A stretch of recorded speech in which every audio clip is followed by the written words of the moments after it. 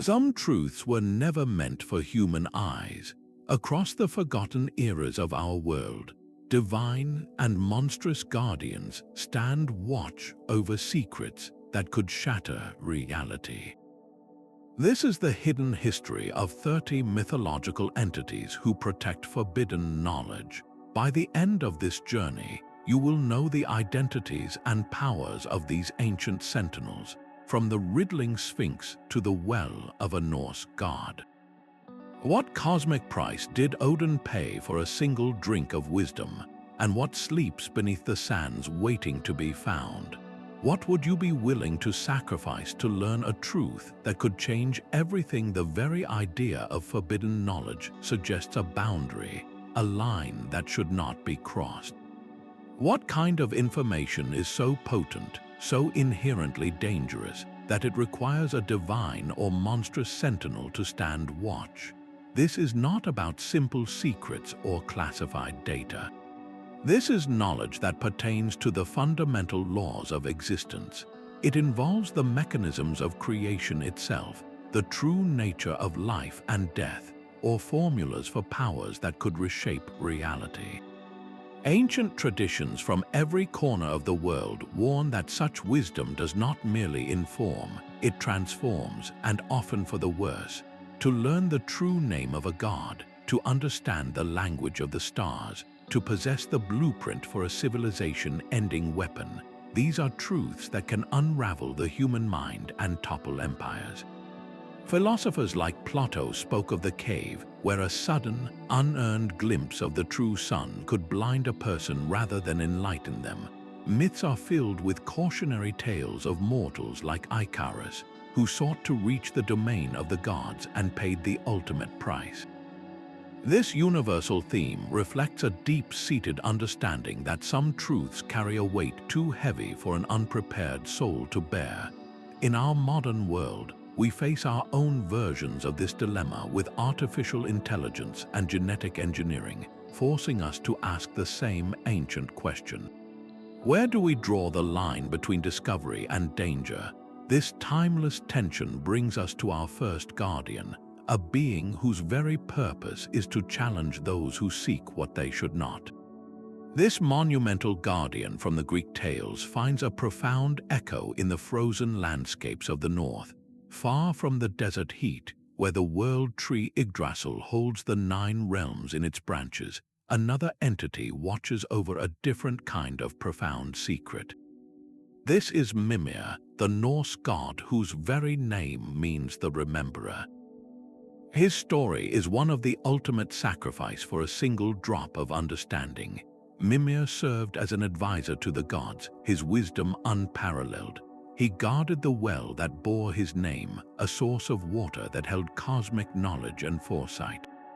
The water itself was not merely a liquid but the essence of memory and time, a concentration of all that was and all that could be. To drink from it was to gain an immediate and profound connection to the underpinnings of reality. The chief god, Odin, hungered for this wisdom, knowing it was essential to prevent the coming catastrophe of Ragnarok. But the price for a single drink was staggering. Mimir demanded a payment that was both literal and symbolic, a sacrifice that would demonstrate a commitment beyond mere words. Odin, in his relentless pursuit, willingly plucked out his own eye, offering it to the well's guardian. This was not just a physical mutilation, but a symbolic surrender of one perspective to gain a far greater, all-encompassing one. The one-eyed god then drank from the waters, gaining the foresight he desperately sought. Mimir's head was later preserved by Odin after the wise being was killed in a conflict, and it continued to whisper counsel, a grisly testament to the lengths one must sometimes go to peer behind the curtain of the known world. This theme of a terrible cost for forbidden insight is mirrored in another tradition, where a celestial dragon does not just guard a treasure, but the very structure of the cosmos itself. Even the severed head of Mimir continued to whisper its counsel, a stark reminder that some truths demand a permanent transformation. This Norse archetype of wisdom gained through immense sacrifice finds a powerful parallel in the mythology of ancient Egypt.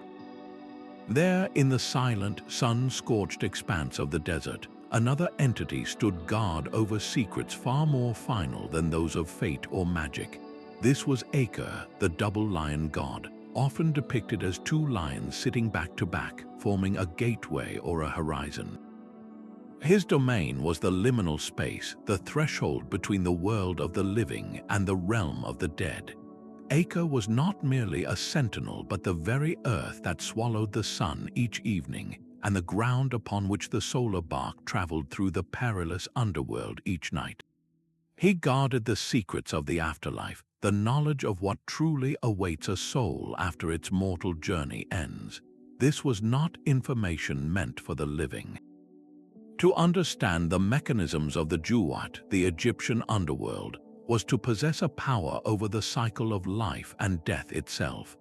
The ancient texts describe Aker as the protector of the horizon, both in this world and the next, ensuring that the dangerous knowledge of the underworld, with its lakes of fire and confronting deities, did not spill over into the land of the living. His presence was a boundary, a divine no-trespassing sign. The profound silence of the desert itself mirrored this guardianship, a vast, empty space that kept its mysteries locked away beneath the sand. What rituals or incantations could compel such a guardian to speak, and what would happen if a mortal were to learn the true path through the underworld while still alive? This question of crossing forbidden thresholds leads us from the silent desert to a lush, hidden garden, where another entity guarded a secret that promised not just knowledge but immortality itself. The torchlight flickers across the jackal-headed form of Anubis, casting long shadows in the silent halls of the Juat. While many know him as the guide of souls, his true purpose runs far deeper. He is the ultimate arbiter, the guardian of the spiritual scales, and the keeper of the soul's final exam. In the ancient Egyptian belief, the moment of judgment was not a matter of faith alone, but of measurable truth. The heart of the deceased was placed upon a golden scale, balanced against the feather of Maat, the goddess of cosmic order and truth. Anubis oversaw this sacred ritual, his sharp eyes ensuring its absolute integrity. A heart heavy with wrongdoing would sink the scale, condemning the soul to oblivion. A heart as light as the feather would grant passage to the blissful field of reeds. This was not merely a test of morality. It was a process that encoded the most profound spiritual knowledge, the very criteria for what constitutes a worthy existence and the secret mechanics of the afterlife journey. Anubis guarded the spells from the Book of the Dead, powerful incantations meant to guide the soul past the dangers of the underworld. In the wrong hands, these spells could be perverted. A living person with this knowledge could attempt to manipulate the spiritual realm, to cheat the natural order of life and death, or to compel the gods themselves. Anubis stood as the final barrier against such forbidden acts of necromancy.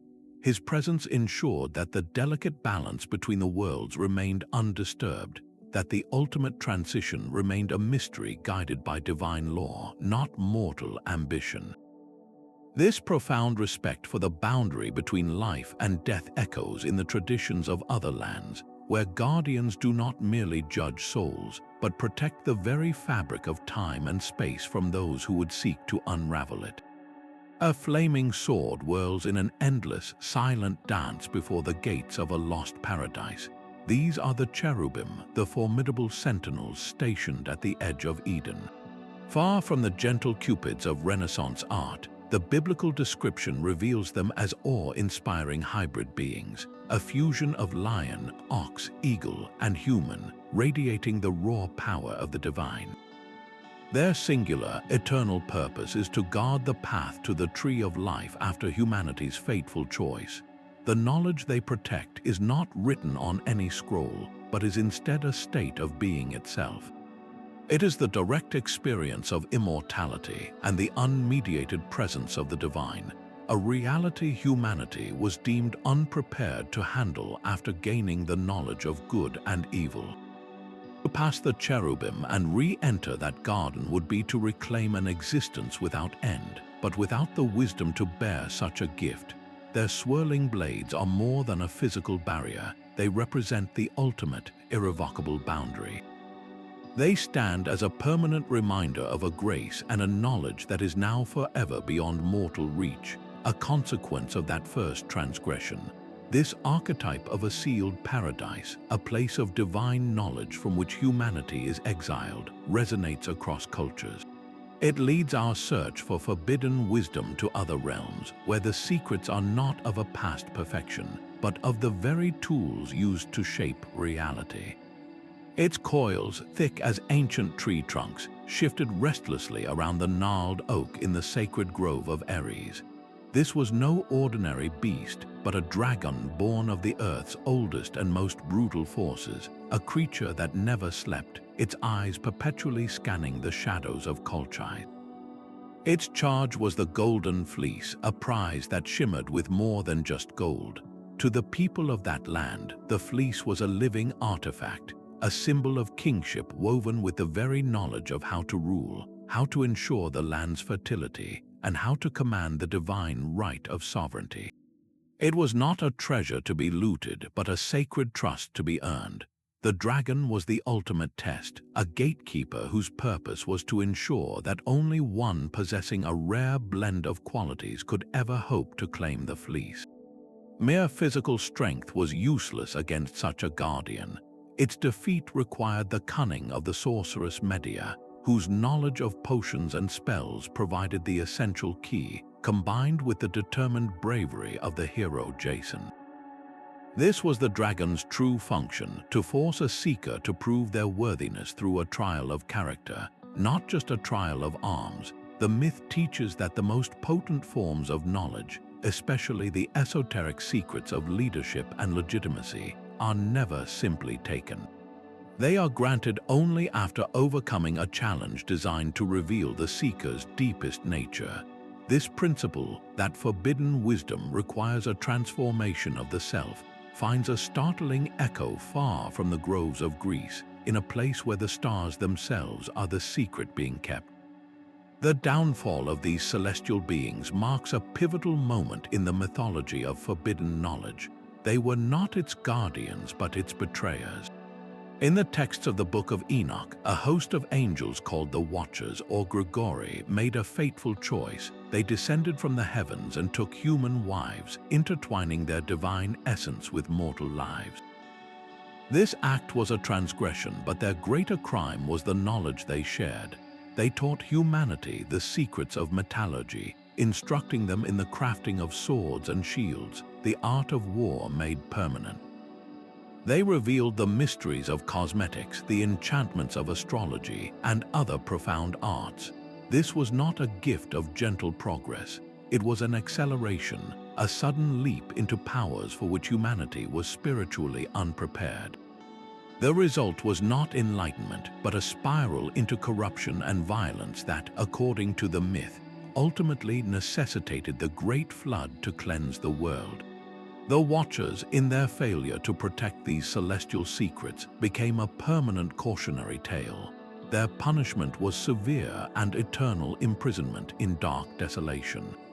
Their story is a stark lesson that the boundaries between progress and transgression are dangerously thin. The very arts that could build a civilization, from metalworking to understanding the stars, could also become the instruments of its self-destruction when acquired without the corresponding wisdom to wield them.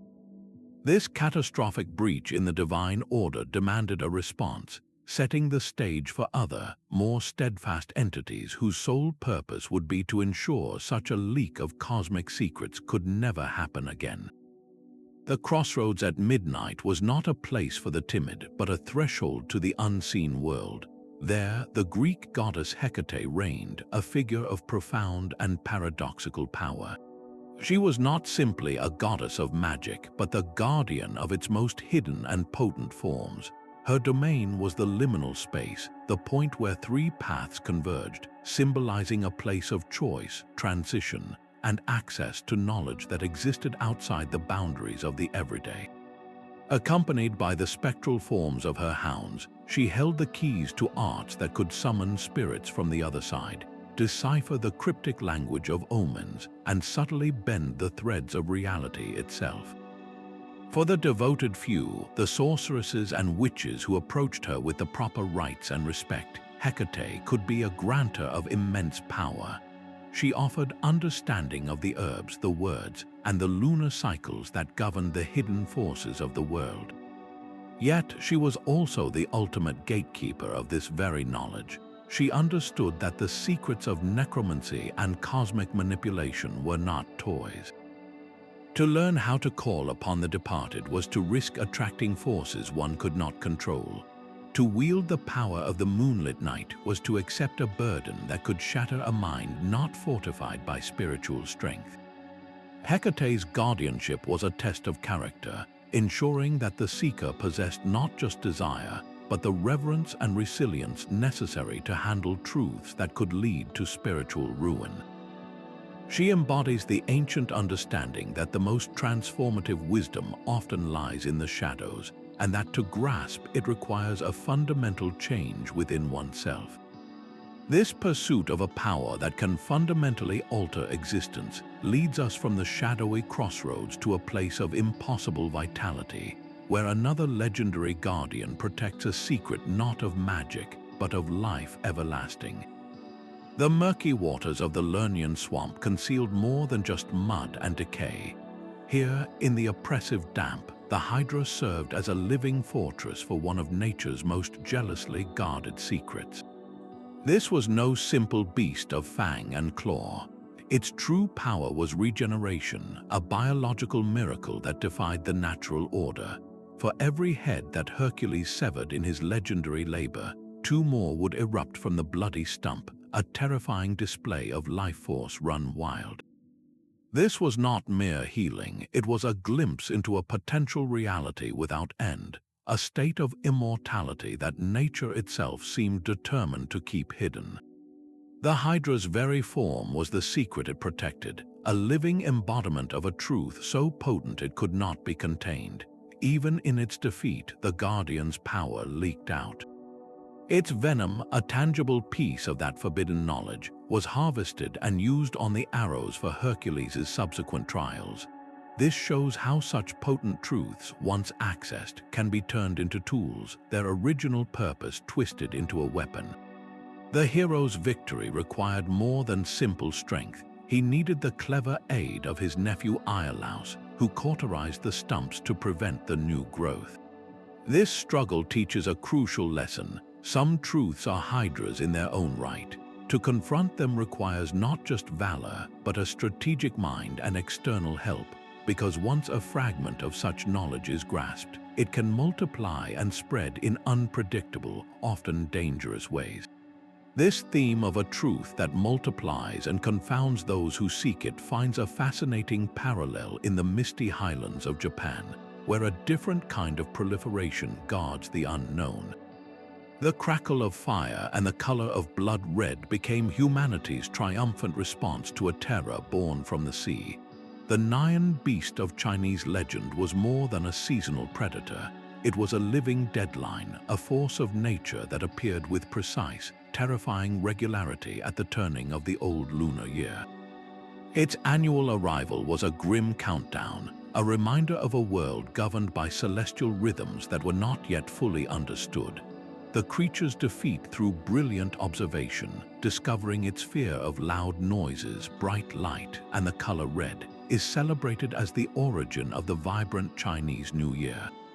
But peel back the layers of this festive tradition, and a deeper truth emerges. The Nian was not merely a beast to be scared away, it was a guardian of profound, cyclical secrets.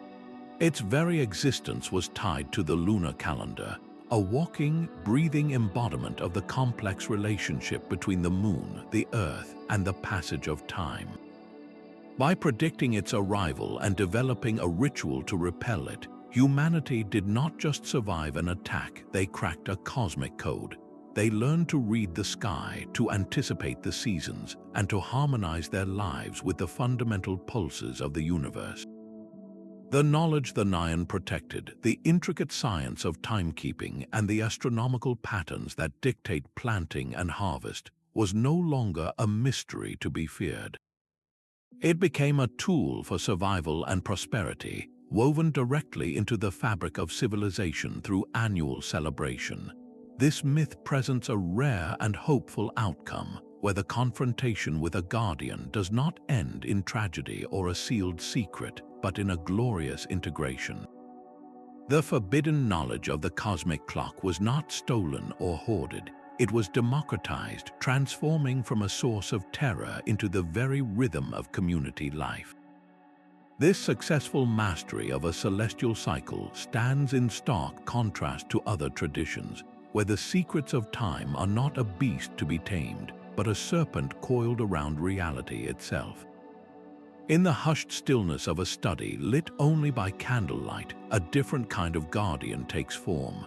This protector is not born of nature or divine essence, but is sculpted by human hands from the clay of a riverbank.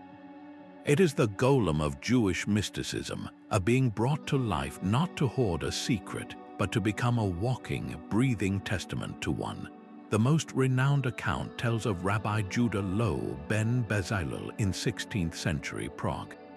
Faced with the terror of violent pogroms, he turned to the most profound knowledge imaginable, the divine secret of creation itself. Through sacred Hebrew incantations and rituals, he animated a massive figure of clay, a silent servant tasked with a singular mission: to defend the vulnerable Jewish community within the ghetto. In this act, the golem served as a shield, but its very existence was the true lesson, a paradox made of earth and magic. The forbidden knowledge was not a text or a location, but the power to instill life, an act traditionally belonging solely to the divine. The golem, therefore, was both a solution and a warning.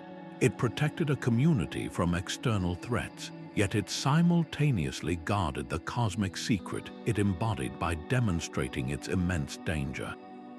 Without perfect control and pure intention, such a creation could turn on its maker.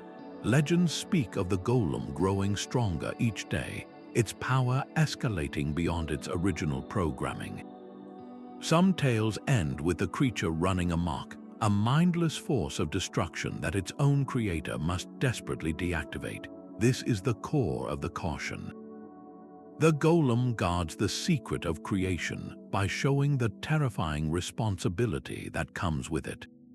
It asks a timeless question: do we possess the wisdom to control the powers we so desperately seek to unlock? This theme of a protector that can become a peril finds a chilling parallel in the frozen north, where a different entity does not guard a secret of life, but a truth so potent it can petrify any who behold it. A mournful wail echoes through the Irish mist, a sound that chills the soul not with malice but with inescapable truth. This is the voice of the Banshee, a female spirit whose lament is not a curse but a specific announcement. She is bound to ancient, noble families, her cry a herald of an impending departure from the mortal world. Unlike a grim reaper who claims lives, the Banshee serves as a psychic sentinel for the thin veil between life and death. The knowledge she holds is terrifyingly precise, the exact timing and nature of a person's final moment. This information is the ultimate forbidden fruit. To know the day and hour of one's own end, or that of a loved one, is a burden the human psyche was never built to carry. Such foreknowledge could plunge a person into a state of despair or a desperate, frantic attempt to cheat a fate that is already sealed. The Banshee's role is to protect the natural order, to ensure that the profound mystery of life's end remains just that, a mystery, until its appointed time. She embodies the idea that some truths are like a delicate thread, and to pull on them too early is to unravel the very fabric of a meaningful existence. Her sorrowful song is a reminder that there is a sacred rhythm to life and loss, a rhythm that is preserved by not knowing what the next note will be. This guardian does not block a path to power, but shields us from a truth that would render our present moments meaningless. How different this is from the oracles of old, who offered riddles about the future. The Banshee offers no riddle, only a confirmed and devastating fact, a knowledge so heavy its weight is felt in the very sound of her cry. This profound respect for the final transition finds a stark contrast in the legends of another culture, where a guardian does not announce an end, but protects a secret of endless, silent slumber. The haunting melody drifting from a spray-drenched island held more than just musical notes. It was a promise of total understanding, a siren song woven from the very fabric of cosmic truth. According to the ancient Greeks, the sirens did not just lure sailors to their doom with a pretty tune. Their voices offered the ultimate prize, the complete knowledge of everything that ever was, is, or will be. To hear their song was to be granted a godlike omniscience, to see the entire tapestry of time laid bare in a single, overwhelming instant. This was the most seductive and dangerous form of forbidden knowledge, because it came without the context of a lived life, without the slow, hard-earned wisdom that allows a person to process such a revelation. The sirens guarded this absolute truth through the very nature of its delivery. The experience was so intoxicating, so all-consuming, that sailors would become utterly transfixed, steering their vessels onto the sharp rocks in a desperate attempt to remain in the song's presence, trading their mortal existence for a fleeting moment of divine awareness. Their doom was the price of admission. The myth of Odysseus provides the crucial counterpoint. He longed to hear the secrets but understood his own mortal weakness. By ordering his crew to plug their ears with wax and to bind him tightly to the ship's mast, he crafted a brilliant solution. He experienced the song's full, terrible beauty, its promises of infinite knowledge, but the physical restraints prevented him from acting on the compulsive desire it ignited. He heard the truth and survived, but only through immense pre-arranged self-discipline and the essential help of his companions. The sirens, therefore, represent a profound philosophical question.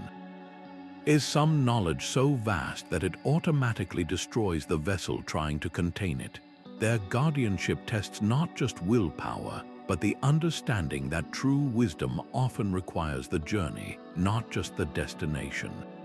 This theme of a truth that must be endured, not simply grasped, finds a powerful echo in another deep-sea guardian, one who does not sing of the future, but sleeps atop a past too catastrophic to remember. Deep beneath the waves of our ordered world, something ancient stirs. The Leviathan is more than a sea monster from biblical and Canaanite lore. It is a living relic of the time before time. This colossal serpent embodies the primordial chaos, the raw, untamed state of existence that predated the cosmos as we know it.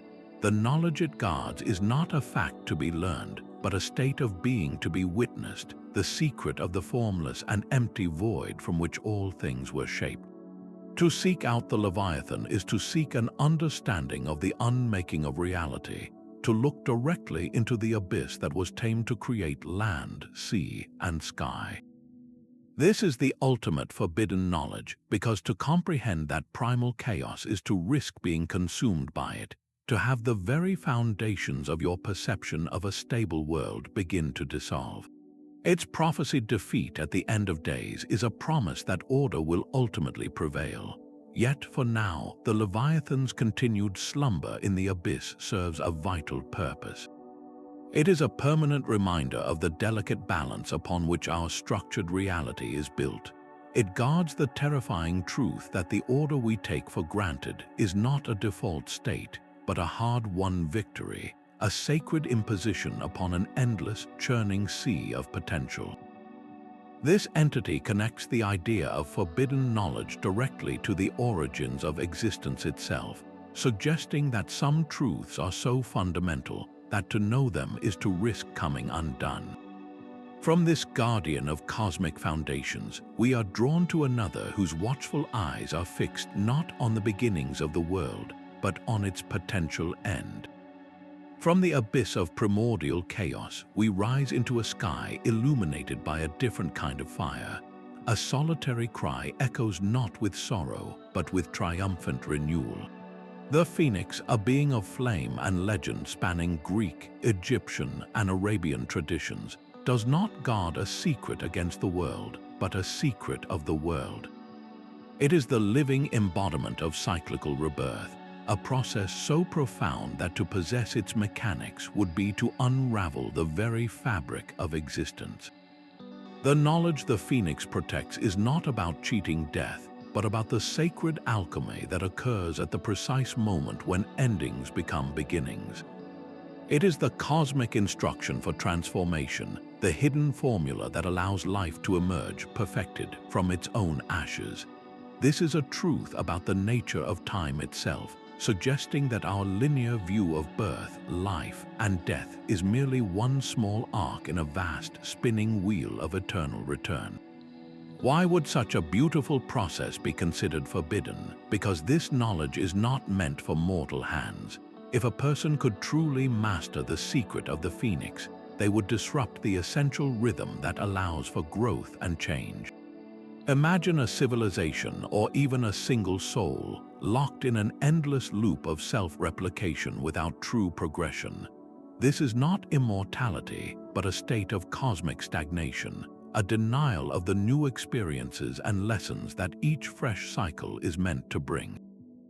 The phoenix does not hoard its secret out of malice, it performs it. It allows us to witness the magnificent result, the blazing rebirth, while keeping the core mechanics of that transformation forever beyond our grasp. It teaches a vital lesson that some truths are not puzzles to be solved, but sacred dances to be observed. They are patterns woven into the universe that we are meant to honor from a respectful distance, understanding that our role is to live within the cycle, not to command it. This respect for a cosmic pattern we cannot control leads us to consider a guardian from a very different tradition, one who does not preside over rebirth, but over a silence so absolute it preserves a forgotten world. The twisting stone corridors of the labyrinth were more than a prison, they were a map of the mind. At its heart dwelled the Minotaur, a being born of a divine punishment, a fusion of human and bull that should never have existed. This creature was the guardian of the most intimate and dangerous territory of all, the shadowy landscape of the human subconscious. Its charge was not a sacred text or a magical artifact, but the raw, untamed essence of our own inner world, the primal instincts, repressed fears, and chaotic desires that civilization works so hard to bury and control. To encounter the Minotaur was to come face to face with the parts of oneself that are usually kept locked away. The knowledge it protected was psychological, a profound self-awareness that is forbidden not by gods, but by the fragility of the human ego. An unprepared or sudden confrontation with this inner beast could shatter a person's sense of identity, leading not to enlightenment, but to a consuming madness. The legendary hero Theseus understood that this was not a battle to be won by brute force alone. His journey into the labyrinth, guided by the clever Ariadne's thread, is a perfect allegory for the conscious mind's careful journey into its own depths. The thread represents reason, memory, and the tether to our waking selves, the essential tools needed to navigate the confusing maze of our own psyche. His victory over the Minotaur symbolizes the immense courage it takes to acknowledge and integrate our shadow selves, to stare into our own darkness without being consumed by it. This myth teaches that the most forbidden knowledge is not always found in distant stars or ancient tombs, but within the winding passages of our own being. It is a truth that can only be approached with careful preparation and the guiding light of self-honesty. For the real challenge is not slaying the beast, but learning to understand its place within the grand design of who we are. The earth itself remembers a song from the time before time. In the vast, ancient traditions of Australia's Aboriginal peoples, the Rainbow Serpent is not just a myth, but the foundational pulse of the dreaming, the eternal era when the world was sung into existence. This colossal being, a creator deity of immense power, did not simply appear in the landscape, it became the landscape. As it moved across the formless earth, its massive body carved out the riverbeds, its resting place formed the mountains, and its undulations shaped the valleys we see today. But its work did not end with the physical world. The Rainbow Serpent remains the eternal guardian of the sacred lore and the ancestral knowledge that holds reality together. The forbidden knowledge it protects is not locked away in a cave or a chest. It is woven directly into the very songs, the stories, the art, and the rituals that have been passed down through countless generations.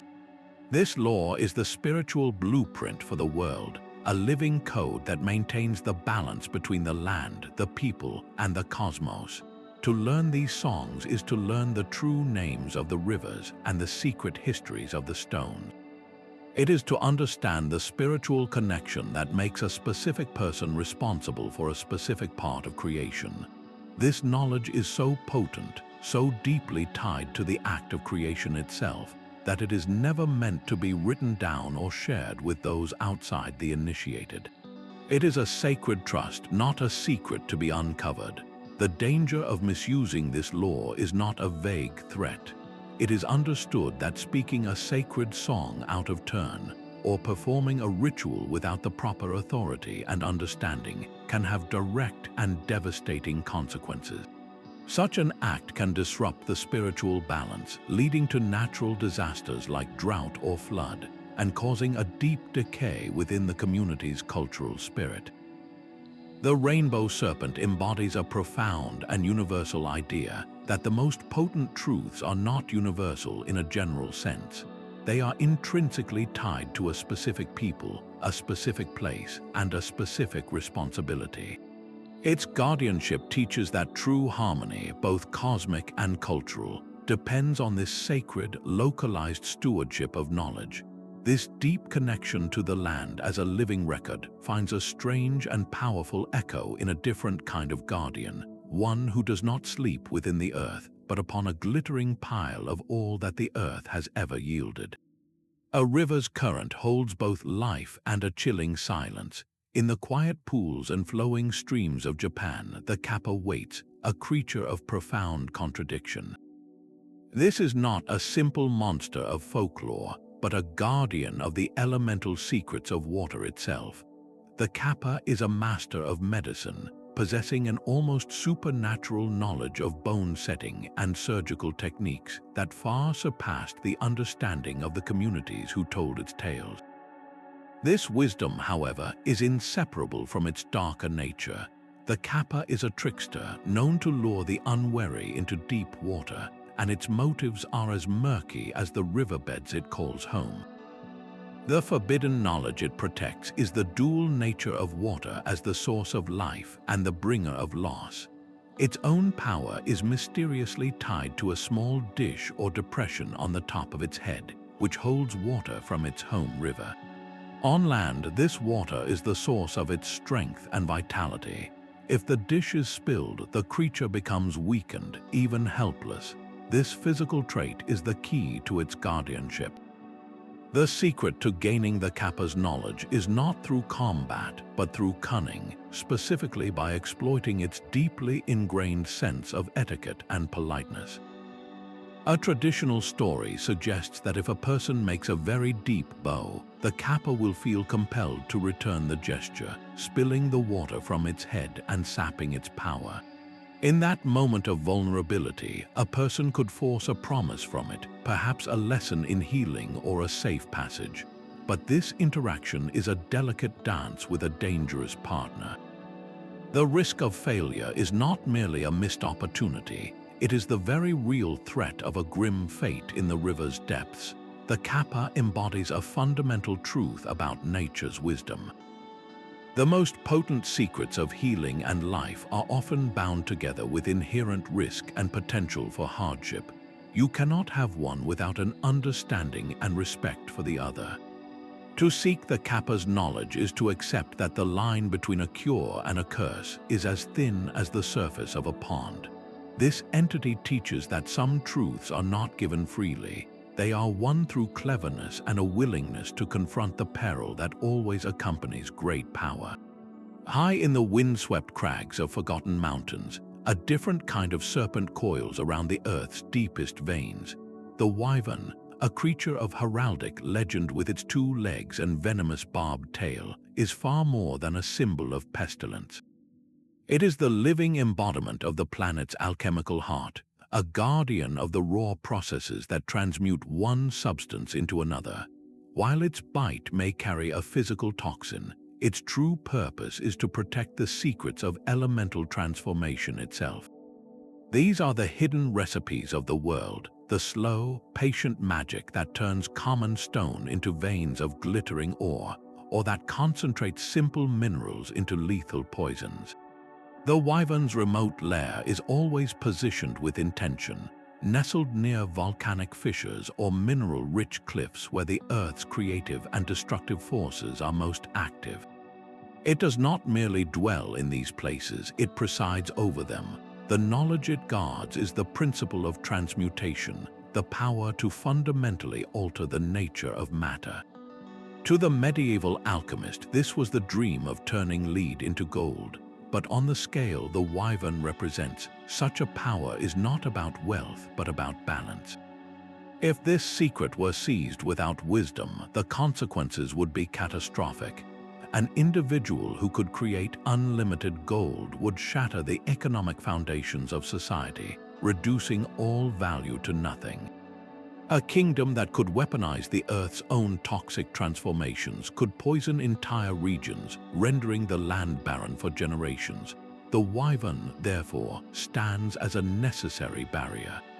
Its fierce presence ensures that humanity must first evolve its own ethical and spiritual maturity before it can be trusted with the keys to material reality. It asks a silent, daunting question. Do we seek to understand the Earth's alchemy to live in harmony with its rhythms, or to dominate and exploit them for fleeting power? This guardian reminds us that the mountain's hidden treasures are protected not by chance, but by a primal intelligence that recognizes the danger of unready hands. Even the venom of a wyvern pales before a different kind of poison, one that flows not from a tail but from a single, unbearable gaze. The basilisk, crowned the king of serpents in medieval lore, was born from a paradox, a chicken's egg incubated by a serpent or a toad. This unnatural origin produced a creature that was the walking embodiment of a fatal absolute. Its breath could wilt plants and its touch could shatter stone, but its true power resided in its eyes.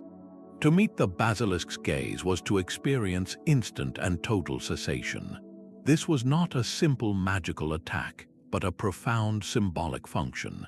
The basilisk is the guardian of the most terrifying form of knowledge imaginable, the unmediated and absolute truth of reality itself. It does not hide a scroll or a formula, it is the truth in its most pure and unfiltered state.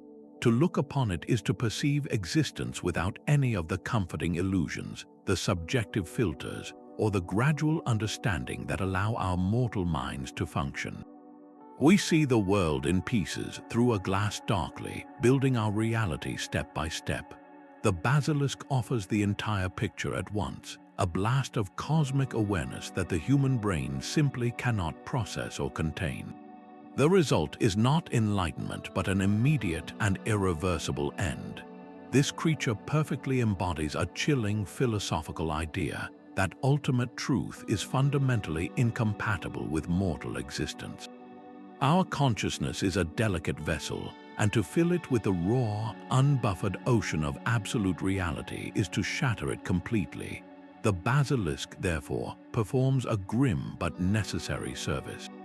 It ensures that this ultimate level of understanding remains forever beyond our grasp, a fatal secret for any who dare to seek it directly.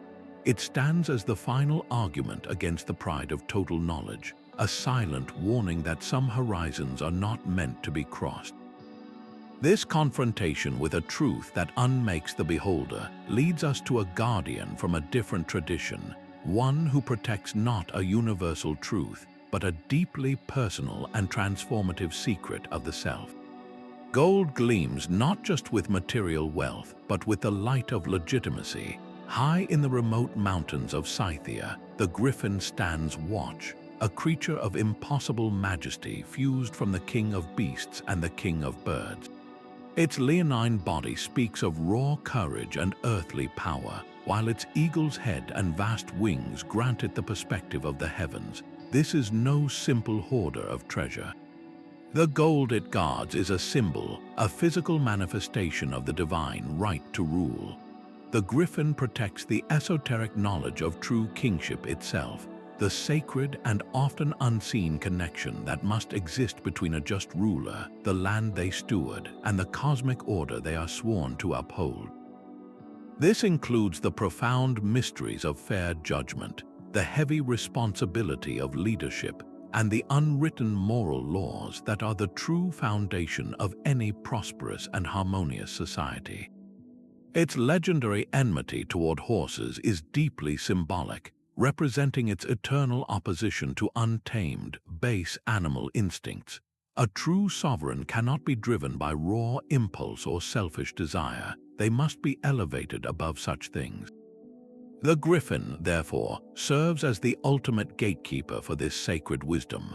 It ensures that the secrets of divine authority are only bestowed upon an individual who has proven they possess the rare and balanced qualities it embodies.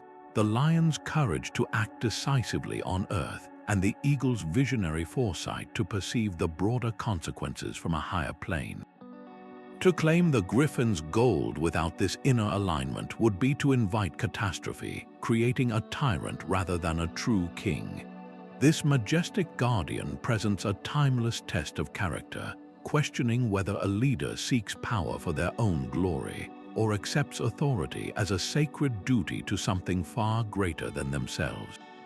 The surface of a Scottish loch can mirror the sky one moment and hide a predatory shape the next. This is the domain of the kelpie, a shape-shifting water spirit whose beautiful equine form is a lure for the emotionally vulnerable. It does not guard a physical treasure or a cosmic formula, but a truth far closer to the human heart. The kelpie is the sentinel of the hidden, powerful, and often destructive currents of our own inner world, the deep subconscious rivers of grief, unfulfilled desire, and profound regret. Its victims are not chosen at random, but are those already consumed by their own unchecked feelings, drawn to the water's edge by an inner turmoil they cannot name. The kelpie's tragic embrace offers a terrible resolution, a final immersion in the very emotions that haunt them. Its guardianship is a stark lesson in emotional mastery, protecting the secret not by hiding it, but by demonstrating the devastating cost of failure. To be taken by the kelpie is to be utterly lost to the turbulent waters of the self, a warning that some emotional truths are so vast and powerful that to dive into them without an anchor of self-awareness is to risk being pulled under forever. This entity teaches that true strength lies not in ignoring our deepest feelings, but in learning to navigate their powerful tides without surrendering to the depths. From this guardian of the emotional abyss, our search turns to another being, one who protects not a secret of the self, but a secret of the sky itself, a truth about the very air we breathe. The sky itself holds its breath when the thunderbird takes flight. Across many Native American traditions, this is no mere creature of myth, but a divine force of nature given form. Its vast wings do not simply flap, they clap together with a sound that rolls across the heavens as thunder. The flash of its eyes is not a reflection, but the very source of lightning, striking the earth with celestial fire. This immense being is the guardian of the atmosphere's most volatile and vital secrets. The knowledge it protects is the direct command over weather itself, the power to call forth life, giving rain to end a drought, or to summon a devastating storm that can flatten forests. This is not abstract wisdom. It is a power that dictates the survival of entire communities, the success of harvests, and the health of the land. In the legends, the Thunderbird is often locked in eternal combat with great underworld serpents, representing the necessary struggle to maintain balance, to keep the chaotic, destructive forces in check so that order and life may prevail. Its guardianship ensures that the secrets of the sky remain a sacred trust. This profound power is never meant to be a tool for human hands, to be weaponized in conflict, or used to dominate the environment for selfish gain. Instead, access to this force is granted only through reverence, through prayer and ceremony performed by those who understand the deep, reciprocal relationship between humanity and the natural world. The Thunderbird teaches that we are participants in a delicate system, not its masters. To seek its knowledge without this foundational respect is to invite catastrophe, to risk unleashing storms that no one can control. This entity embodies a timeless principle that the greatest powers are not those we seize, but those we are humbly granted when we prove ourselves worthy stewards of the world we share. Even our modern world has its own dark legends, born not in ancient temples but in the shadows of rural farms and whispered on late-night radio. The chupacabra, the so-called goat sucker, emerged from Latin American folklore as a creature of the contemporary unknown. It is described as a reptilian or canine beast, leaving behind only the eerie signature of its attacks, livestock completely drained of blood with no clear explanation. While it is easy to dismiss this entity as a mere monster of modern myth, its true purpose as a guardian becomes clear when we look beyond the physical description. The chupacabra is the sentinel for the vast territory of the unexplained, the biological and phenomenal anomalies that our current science cannot neatly file away. It guards the humbling knowledge that our maps of reality are still incomplete, that there are creatures, events, and forces operating just outside the edges of our understanding. Every reported sighting, every unsolved case, is a reminder from this guardian that the world remains a place of profound mystery. It challenges our comfortable certainty, forcing us to confront the possibility that the next great discovery might not come from a laboratory, but from the darkened periphery of a farmer's field. This entity does not protect a specific artifact or spell, but the very concept of wonder itself, the vital truth that there are always new doors waiting to be opened, if we are brave enough to admit we do not yet have all the keys. The clamor of battle fades beneath a more profound sound, the beating of wings high above the mortal struggle. These are the Valkyries, the choosers of the slain, riding through the smoke-choked skies of Norse legend. Their purpose is far more complex than simply gathering fallen warriors for the feasting halls of Valhalla. They are the living conduits of a specific and potent cosmic knowledge, the foreknowledge of heroic destiny itself. The Valkyries know which warrior is fated to die a glorious death in that very hour, and which will live to see another sunrise. This is the ultimate forbidden knowledge of the battlefield, a truth that could unravel the very fabric of courage. If a warrior knew with certainty that their name was on the Valkyries' list, they might be paralyzed by fear, or worse, they might fight with a desperate, reckless arrogance, believing their fate was already sealed and their actions meaningless. This would corrupt the ideal of the heroic act, turning selfless bravery into a calculated performance for a guaranteed reward. The Valkyries guard this secret of fate by becoming its active embodiment. Their choice is instantaneous, inscrutable, and final.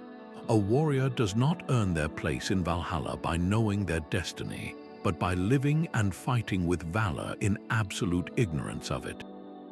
The Valkyries ensure that courage is demonstrated for its own intrinsic worth, a pure expression of character in the face of an unknown outcome.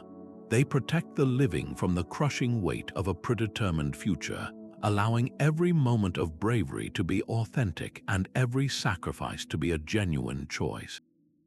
This profound respect for the mystery of our own endings stands in stark contrast to another guardian, one who does not watch over heroic destinies, but over the silent, forgotten histories of the world itself. The desert wind whispers across forgotten cities, carrying the scent of sun-baked stone and something else, the faint, smokeless heat of a primordial element. Here in the ruins and desolate wastes, the Ifrit makes its home. This is not a mere creature of folklore, but a being born from the very substance of fire itself, a powerful and often rebellious class of jinn from Islamic tradition. The Ifrit is a master of sorcery and illusion, a trickster spirit of immense capability, and its guardianship is over the secrets of elemental fire in its purest, most untamed state.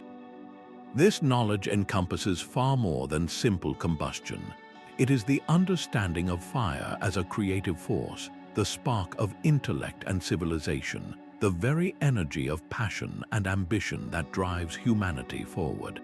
Yet it is simultaneously the secret of absolute destruction, the wildfire that consumes everything in its path, the blaze of damnation that leaves only ashes in its wake. An Ifrit might be compelled to grant a wish or reveal the location of a hidden treasure, its power seeming to offer a shortcut to everything a person could desire. But such pacts are the most perilous of all. The knowledge it offers is never pure. It is always woven with cunning and deception, designed to twist the seeker's intent against them. The Ifrit protects the ultimate secret of raw power, demonstrating that such force is a double-edged sword that lacks any handle of control. It shows that power sought from a volatile and rebellious source will inevitably turn on the one who wields it, elevating them for a moment only to consume them utterly in the end. This entity embodies the timeless warning that the most seductive forms of knowledge are often the most dangerous, because they promise dominion while secretly planning servitude. A silent shadow falls across the moonlit road, a skeletal form 15 times the height of a person. This is the Gashadokuro of Japanese folklore, a giant whose bones are not its own, but a composite of countless individuals who met a shared, tragic end. It is not born of malice, but of profound neglect, assembled from the spirits of those who perished from hunger or in the chaos of battle, their bodies left without the sacred rites of burial. This colossal entity does not guard a scroll or a treasure, but something far more haunting. It is the sentinel for the forbidden knowledge of mass suffering and unresolved historical grief. The Gashadokuro is a physical manifestation of a society's forgotten pain, a walking, silent testament to the consequences of collective trauma and social failure. Its terrible secret is the immense psychic weight that accumulates when a community fails to acknowledge and honor its own losses. To encounter this being is to come face to face with a truth so vast and painful that it has literally taken on a monstrous form. It guards the understanding that unaddressed hardship does not simply vanish, but can coalesce into a force that haunts the living, seeking a grim and symbolic retribution by biting off the heads of those who remain, severing their connection to a past they have chosen to ignore. The Gashadokuro teaches a chilling lesson about memory. It shows that some histories are too agonizing to be remembered directly by the human heart, and so they are remembered instead by the land itself, given bones and a terrible purpose. This guardian forces us to ask what happens to the stories we refuse to tell and the people we fail to mourn. Its relentless, silent wandering is the answer, a reminder that the ghosts of a fractured history will always find a way to make themselves seen, demanding to be heard in the only language left to them. Its feathers shimmer with the colors of 1,000 dawns, a creature whose life spans the rise and fall of entire epochs.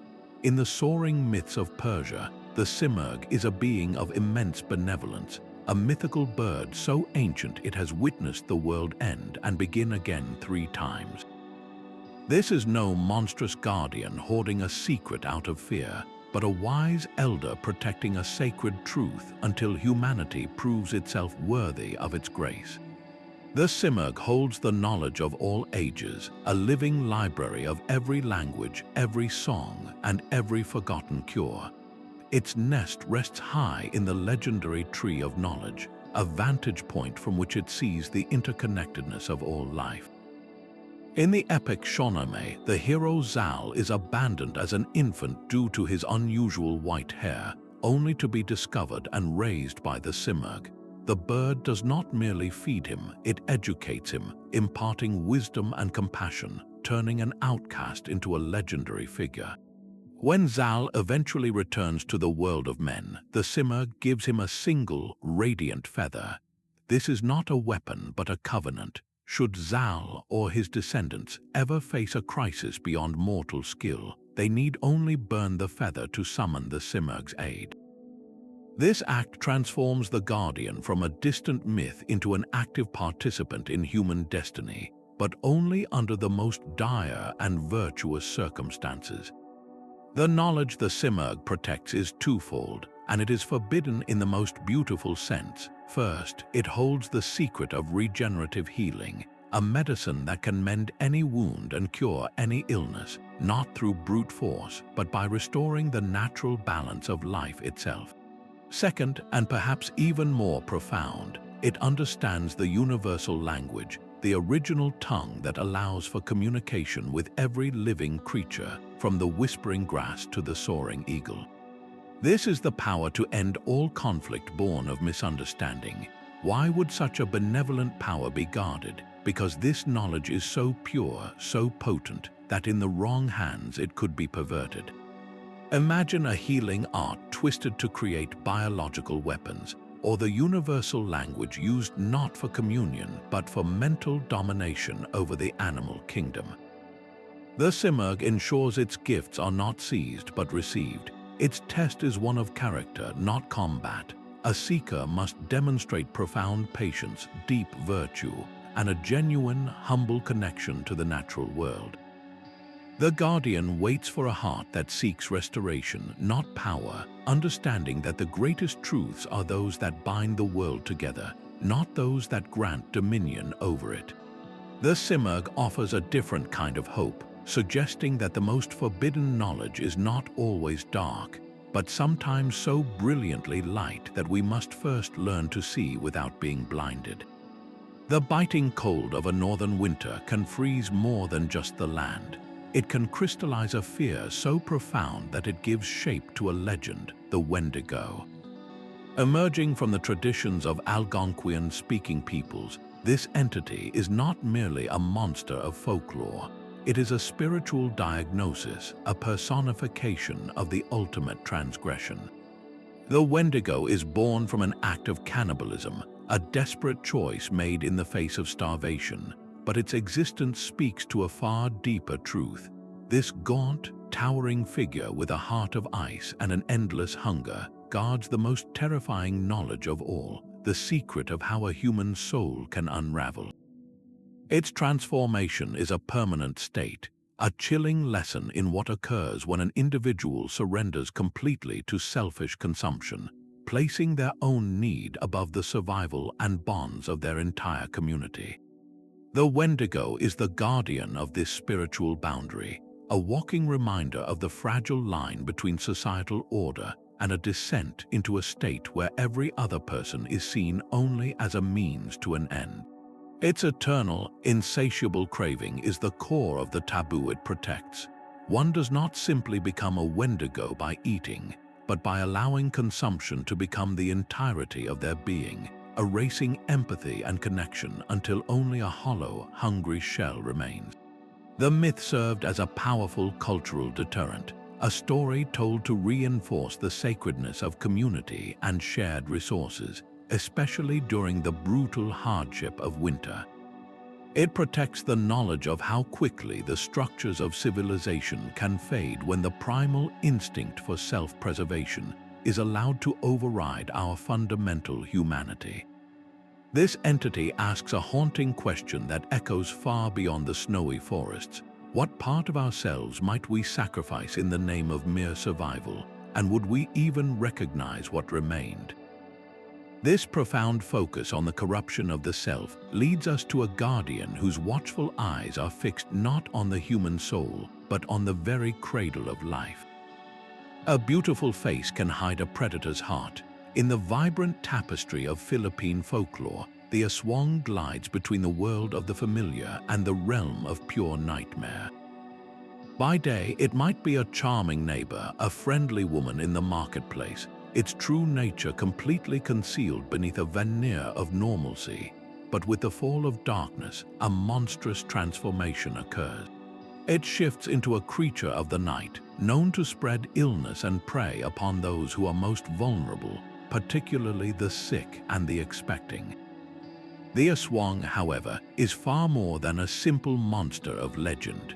It serves as the guardian of one of the most psychologically unsettling forms of forbidden knowledge, the profound principle of duality. It protects the secret that a benign, even beautiful exterior can mask a predatory reality. This is the art of deception elevated to a cosmic level, the ability to infiltrate not just a village, but the very foundations of trust and to corrupt from within. The knowledge the aswang embodies forces us to question the reliability of our own perceptions. It asks if we can ever truly know the hearts and intentions of those who live beside us, or even the hidden impulses within our own nature. This is why such an understanding is forbidden. To fully grasp this truth is to be forced to live in a state of perpetual, unsettling ambiguity. It challenges our most basic need for safety in our communities and our faith in the stability of the social structures we build. The aswang's legend endures because it gives form to a universal human anxiety, the fear that the line between the human and the monstrous is not a solid barrier, but a fragile, permeable membrane that anyone might cross. This chilling contemplation of hidden identities and internal shadows brings us to the final guardian on our list, an entity whose purpose is not to guard a secret from us, but to protect us from a secret about ourselves. Her staff strikes the bare rock, and winter grips the land in an iron silence.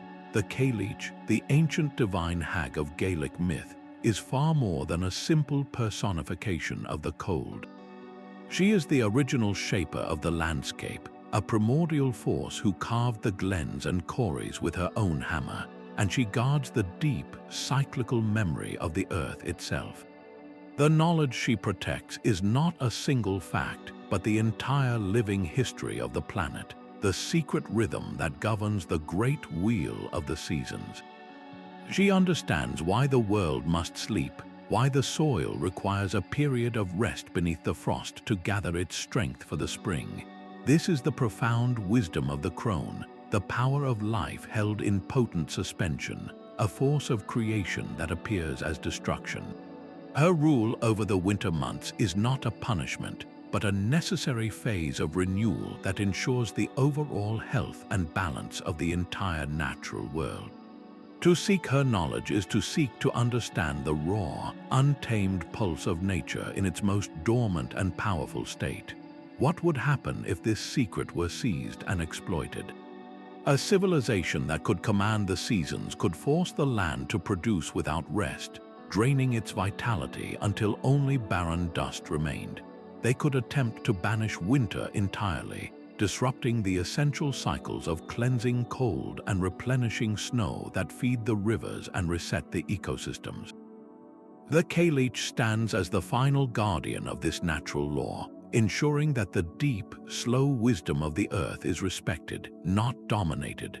Her presence in the howling wind and the stark, beautiful landscape is a permanent reminder that some forces are not meant to be controlled, only honored. They are the foundational tempo to which all life, including our own, must ultimately learn to dance.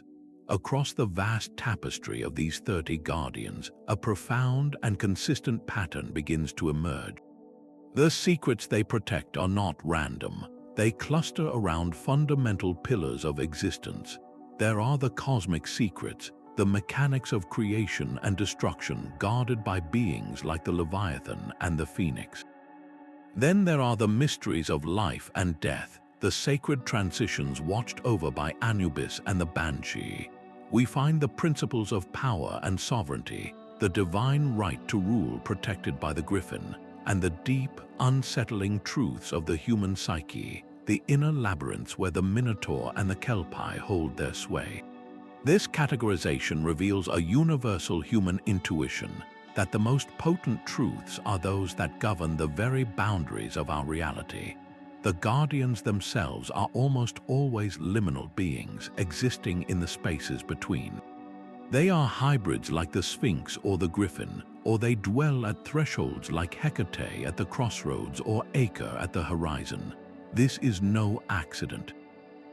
The knowledge they protect is itself transformative. It exists in the conceptual space between what is known and what is unimaginable, between life and death, order and chaos. To access it, one must cross a boundary, and the guardian is the embodiment of that crossing. This leads to the final, unwavering theme, the inescapable price. Whether it is Odin's eye, the Sirens' rocky shore, or the personal transformation demanded by the Minotaur's labyrinth, this wisdom is never free. It always demands a sacrifice, a test of character, or the acceptance of a dire consequence. The seeker must be changed, often fundamentally, to be able to contain the truth they pursue. This ancient narrative is not so different from our own modern quests. The pursuit of artificial intelligence or genetic engineering carries its own profound price, demanding not a physical sacrifice, but an ethical and spiritual transformation of our entire society.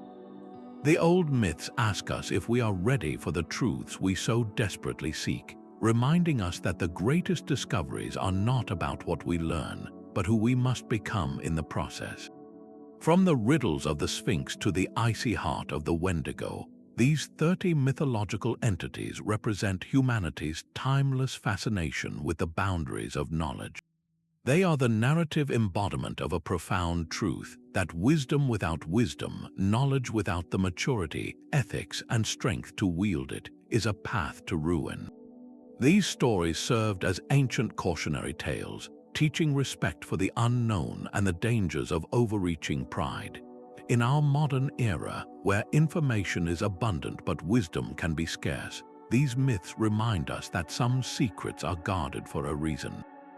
They challenge us to consider not just what we can know, but what we should know. What forbidden knowledge do we seek today, and what are its potential guardians? The old tales speak of cosmic laws and spiritual thresholds, but our contemporary pursuits carry their own profound weight. We stand at the edge of creating artificial consciousness and rewriting the very code of life. These are our modern labyrinths, guarded not by a minotaur, but by complex ethical dilemmas and the heavy responsibility of our own ingenuity. The ancient pattern holds true. The greatest discoveries demand a transformation of the self and of society before their power can be safely integrated. Reflect on these tales and share which entity resonated most with you in the comments below. Subscribe to continue unraveling the world's greatest mysteries together. The quest for understanding is eternal, but so is the need for reverence, a quiet acknowledgement that some mysteries preserve the very balance of our world. The shadowy forms of these ancient guardians stretch far beyond their mythological origins, reappearing on our cinema screens and in the pages of our favorite modern epics. The Balrog from the Lord of the Rings, a being of ancient shadow and flame roaring in the deep places of the world, is a direct heir to the fire demons and underworld sentinels of old, its very presence blocking the path to the forgotten knowledge and lost kingdoms of the dwarves. Similarly, the Dementors in the Harry Potter stories capture the same chilling essence as the Banshee or the Gashadokuro, entities that guard not a physical secret but the terrifying knowledge of what it means to have one's soul, one's very self, consumed by despair. These contemporary creatures continue their timeless function, standing watch over dangerous magical arts, the nature of ultimate fear, or the catastrophic price of splitting one's soul to create a Horcrux. Their persistent presence in our most popular stories reveals a profound truth about the human psyche. We are still wrestling with the same fundamental dilemmas our ancestors faced, personifying our deepest anxieties about the power that comes with knowing too much and the heavy responsibility that such power demands. When we recognize the Sphinx in a cinematic Sphinx or the Wyvern in a digital dragon, we are doing more than spotting an inspiration. We are participating in a continuous, universal dialogue that stretches back millennia, a conversation about where the final boundaries of human understanding should be drawn, and why certain truths will always need their eternal, watchful guardians.